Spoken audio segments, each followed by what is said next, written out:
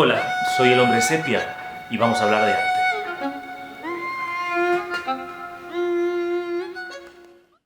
Hola, bienvenidos al canal del Hombre Sepia. Vamos a hacer una nueva entrega. Últimamente nos hemos encontrado con la triste noticia del fallecimiento del maestro argentino Guillermo Rux, un hombre de vida vasta, fecunda y muy activa. El maestro Guillermo Rux nace el 15 de septiembre de 1929, casualmente el mismo año de otro gran pintor, amigo personal de Guillermo Rux, Carlos Alonso. Una edad larga, una vida muy vivida, muy fecunda, pero bueno, siempre lamentamos esta pérdida. El mejor homenaje que podemos hacer es hacer un pequeño recorrido de su vida y de su obra. El papá de Guillermo Rux, Raúl Rux, fue un gran ilustrador argentino que hacía lo que se llama las viñetas o las pequeñas historietas, por ejemplo, de vidas ejemplares que aparecían en muchos periódicos aquí en Argentina. Desde muy pequeño, Guillermo Rux tenía la tarea, dada por su papá, de rellenar los negros, se dice. Los negros son los huecos de tinta que terminan conformando la morfología de las historietas, que es lo primero que hay que hacer para que los volúmenes aparezcan. Eso lo hizo desde muy tierna edad. En 1956 viaja a Europa a hacer parte de su formación pictórica y trabaja en el taller del maestro italiano Umberto Nonni. Ahí va a experimentar grabado, arte decorativo, muchas técnicas italianas e ir perfilando su preferencia, que ya vamos a retomar este tema, por el Quattrocento. Es decir, por el Quattrocento es un siglo representativo del Renacimiento. Remito a los videos de historia del arte para entender este momento. En 1960 él regresa de este primer viaje a Europa, cosa que va a hacer después en repetidas oportunidades, y se radica en Jujuy, donde va a tener una pequeña etapa fecunda como maestro de provincia rural, donde va a reflejar en sus pinturas los paisajes, los animales, los chicos del norte argentino. En 1966 parte para la ciudad de Nueva York, donde va a tener una experiencia muy fuerte coincidiendo con el Flower Power, con Woodstock, con las sustancias, el movimiento hippie. Se le va a abrir muchísimo la cabeza y él todo lo va a succionar y lo va a incorporar. En 1967 empieza a hacer sus primeros viajes por Europa y sus ciudades preferidas van a ser París, Roma y más tarde la ciudad y la isla de Sicilia, donde va a estar como enamorado con las ruinas y con los restos arqueológicos de Italia en general. Algunos premios que, rapidito, en 1975 un premio significativo, que es una bisagra en su vida, en la 13ª Bienal de San Pablo obtiene el primer premio por un conjunto de acuarelas. No es un premio que se gana porque hay una obra, sino que era un conjunto de unas cuantas acuarelas que tiene que ver con el imaginario femenino, los biombos, las figuras seccionadas, la sensualidad, el erotismo, el misterio, el voyeur. Todo eso figura muchísimo en una de las tantas etapas de Guillermo Rux. En 1979 obtiene el premio Palanza, que es el premio que otorga la Academia Nacional de Bellas Artes. En 1984 el premio Museo Castañino. En 1990 es nombrado académico de número, es decir, ese grupo de notables que está la arquitectura, la ciencia, la medicina, las artes humanistas, la pintura. Es un grupo de notables que analizan, comparten, generan todo el mundo académico en el arte y en las ciencias humanísticas en Argentina. Y quizás el último gran premio es en el 2007 es nombrado Ciudadano Ilustre de la Ciudad de Buenos Aires, que realmente corona esta parte de su vida. Si bien tuvo muchos años más, hasta recientemente, seguir generando cosas nuevas. En esta segunda parte vamos a ver un poco algunas obras correspondientes a estas etapas que yo les comenté. De la primera época de Europa que yo mencioné, vamos a mostrar dos obras exquisitas, que son Las Medias Rojas, que es un retrato de su primera mujer. Es una mujer recostada, sentada en una cama, y el signo distintivo de las medias rojas y la mano de ella perfectamente dibujada y pintada sobre su rostro. Este cuadro, que es muy pequeño y estuvo expuesto acá en el Museo Nacional de Bellas Artes, tiene la particularidad, la curiosidad, que detrás del cuadro está el apunte y el boceto del cuadro que está delante. Cuando tuvimos la suerte de compartir la visita los alumnos y los ayudantes con él, Él tomó el cuadro, vino el guardia a detenerlo porque pensaba que iba a ser un atentado. Y dice, no, yo soy el que voy a exponer acá en esta retrospectiva en Bellas Artes. Giró el cuadro y ahí mostró el boceto de lo que estaba delante. El otro cuadro también, en retrato de su primera esposa, se llama El paño amarillo. Son temples. El temple es una técnica que se usa huevo y pigmento, o clara y pigmento, o caseína y pigmento. Es una serie de pinturas que se van haciendo por veladuras y por superposición. Este cuadro, El paño amarillo, es más vertical y tiene una luminosidad y tiene algunos secretitos que en algún momento vamos a compartir de cómo lograr que ese amarillo vibre de esa manera, cuando de hecho el pigmento de amarillo es uno de los más débiles que hay. De su etapa de Jujuy, pasamos a este segundo momento, destacamos óleos. Por ejemplo, una obra se llama La Casa Azul, pintura rural, por decir así, con paisajes quebradizos y con ciertas influencias de otro maestro que él conoció, cubista, gran docente, se llama André Lotte. André Lotte se escribe, fue uno de los referentes de esta pintura. Y La Casa Roja, otra que hace como pendant, hace como un dúo de obras. Y otro tipo de obras que a mí me encanta mucho, que se llama Cordero, es una tinta muy enérgica, con mucha gráfica, con mucho gesto, con mucha superposición de líneas, que también corresponde a esta época. De la etapa de Nueva York voy a mencionar dos obras. Una que se llama Puerto de Nueva York, es una tinta muy enérgica, también muy gestual. Acá surge también la influencia de un pintor americano que se llamaba Diebenkorn. Este pintor americano, que era abstracto, en esta época toma unos años de figuración y genera una gran influencia en el imaginario de Guillermo Rux. También es un pintor para destacar, pero bueno, es americano en este caso. Estamos viendo más que todo arte argentino. En 1968, que yo decía que estaba en Nueva York, entra el mundo del psicoanálisis. Él entra a bucear en su pasado, en su infancia, en su adolescencia, empieza a rastrear la memoria, las fantasías, los recuerdos, los símbolos y los misterios de la infancia y de la adolescencia. Ese tipo de mobiliario, porque van a tener que ver mucho los muebles también en la pintura de Guillermo Rux, tienen muchísimo que ver. De alguna manera, Guillermo Rux se mete en la pintura surrealista, con la influencia también, por ejemplo, de René Magritte, pero no identificado tanto, por ejemplo, con la línea de Salvador Dalí.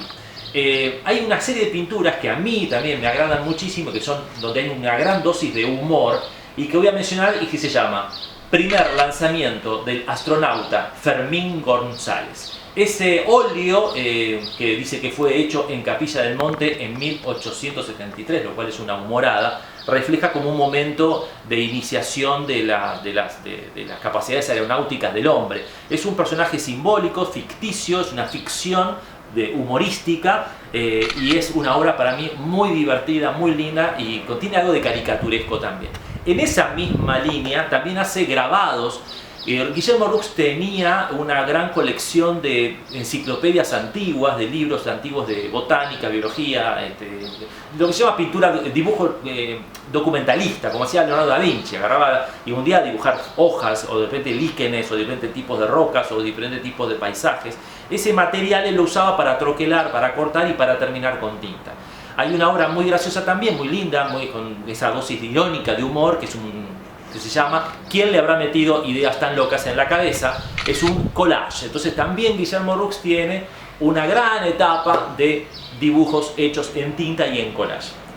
Todo esto desemboca en el gran medio, o uno de los principales medios por los cuales ha trascendido tanto Guillermo Rux en el mundo y en la Argentina, que es la acuarela. Él va a tener una iniciación un poco en Río de Janeiro, en Brasil, donde va a descubrir el color y los medios al agua. Ya venía obviamente siendo un experto en tinta, pero la acuarela aparece como un elemento novedoso por lo cromático y por lo inédito, un trabajo que tiene sus tiempos y sus procesos.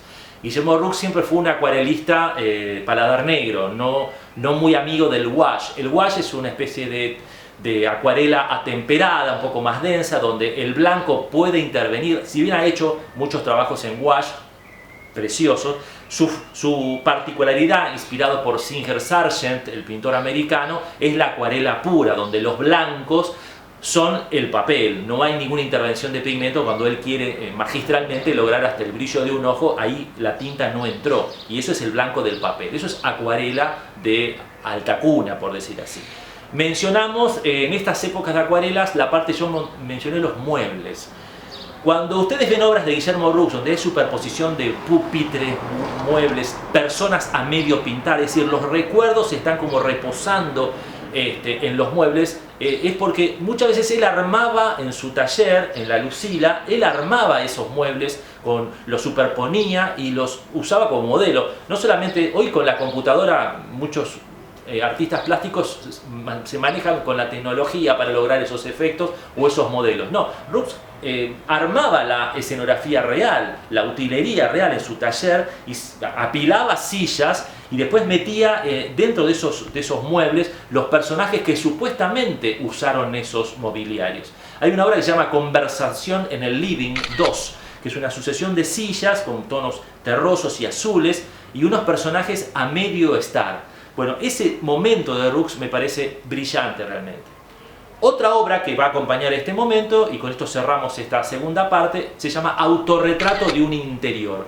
Yo tuve la suerte de ver las fotografías del modelo de esto, y realmente él apiló literalmente una cantidad impresionante de sillas y muebles a veces medio destrozados, espejos, telas, y ese modelo lo armó y lo concibió en realidad. No es simplemente un collage digital como hoy se puede hacer. Él armaba esa complejidad de imágenes. Y en el medio de ese cuadro hay un espejo donde está, otro dato muy curioso y bastante repetido, como señal, casi como una firma, está el autorretrato de Roux reflejado en un pequeñito espejo. Continuando este recorrido por las obras de Guillermo Roux, llegamos al año 1991, donde hace su primer viaje a Sicilia. Si bien ya había estado en Europa en numerosas oportunidades, en Sicilia es donde él entra con una relación de amor con esta localidad, pintando sobre todo las ruinas arquitectónicas. Una manera de trabajar era, él tomaba los apuntes de las ruinas, de diferentes rincones, y luego en el taller hacía una especie de collage, generando quizás los restos de una ciudad que no existió nunca. Porque si uno logra ver en los originales, que se ven que esas hojas de apuntes personalizados y parciales, por decirlo así, conformaban una nueva unidad. Esa unidad le iba a dar ¿con qué? Con el color y con los valores correspondientes de luz y de sol. Es decir, le daba unidad de luz y unidad horaria a la obra que iba a hacer. De esta etapa mencionamos una obra que se llama Sicilia, a secas, la primera, y después otra que se llama Sicilia 2. Son obras de muchísima complejidad, donde la unidad de luz y la unidad horaria está dada por lo parejo y lo coherente de la iluminación y de las sombras. En esta etapa también de Guillermo Roux empieza a irrumpir lo teatral. Cuando digo lo teatral es decir, todo ese mundo surrealista, fantasioso, de intimidad, de mucho biombo, mucho portaliga, mucho guayé, mucho telón, se muestra también en los personajes eróticos y sensuales de los abrazos. Hay obras que de formato generalmente vertical, de bastante buen formato, acuarelas, donde siempre hay un personaje, o un torero, o un arlequín, o un personaje circense que está abrazando una figura femenina, que a veces está boca abajo, y uno puede jugar y mover su cabeza para ver, y va a ver que anatómicamente son impecables. Mencionamos tres obras, además, una, El Abrazo, de 1995, que vamos a poner en pantalla, y luego El Abrazo 4 y El Abrazo 5. Estas tres obras corresponden a este comienzo de lo sensual, de lo romántico, de una cosa muy cargada del Renacimiento, que es, como dijimos al principio, es la etapa preferida de Guillermo Roux. En esta misma época vamos a mencionar sus primeros trabajos de gran formato. El primero que vamos a mencionar se llama Mujer y Máscaras. Esta obra se encuentra en las Galerías Pacífico. En las Galerías Pacífico de Buenos Aires, la gran bóveda está pintada por 4 grandes maestros argentinos, que lo vamos a trabajar en otro momento. En la parte de la planta baja, en el centro de las galerías, hay como una especie de centro, una especie de gran columna con 4 murales hacia los 4 puntos cardinales, por decir así. Las obras corresponden a Josefina Rovirosa, a Rómulo Macchio, a Carlos Alonso y también a Guillermo Roux.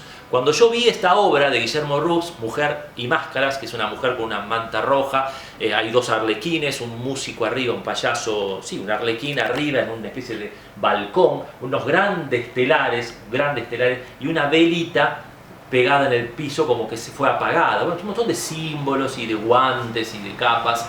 Yo quedé enamorado de esa obra y ahí empecé afanosamente a buscar dónde daba clase Guillermo Roux. Me enteré en ese momento que abrían un taller en Palermo, en la calle Costa Rica, donde yo ahí empecé a estudiar con él durante 6 años y luego afortunadamente pude ser ayudante de él durante 3 años y aprender muchísimas cosas de su talento y de su dedicación. Esta obra, Galerías Pacífico.